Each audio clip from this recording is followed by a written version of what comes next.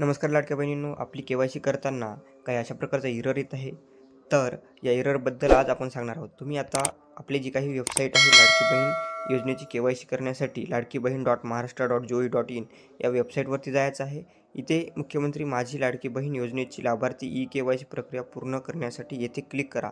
या पर्यायावरती क्लिक करायचं आहे. त्यानंतर लाभार्थी आधार क्रमांक जो आहे तो या ठिकाणी आपल्याला टाकून घ्यायचा आहे. त्यानंतर जो काही कॅप्चर आहे तो टाकून घ्यायचा आहे. या ठिकाणी मी कॅप्चर वगैरे फिल करून घेतो आणि त्यानंतर तिला जो काही मी सहमत आहे या करून OTP पाठवा या पर्यायावरती क्लिक करतो. आता या ठिकाणी मी सर्व डिटेल्स भरून OTP पाठवा या पर्यायावरती क्लिक केलेला आहे. आता यानंतर अशा प्रकारचा काही एरर येत आहे. तर या ठिकाणी पाहू शकता एरर जो आहे तो हा आधार क्रमांक मुख्यमंत्री माझी लाडकी बहीण योजनेच्या यादीत नाही अशा प्रकारचा जो काही एरर येत आहे तो सर्वांनाच येत आहे. म्हणजे याची जी काही साईट आहे साईटचा इश्यू असल्यामुळे हा प्रत्येकाला येत आहे.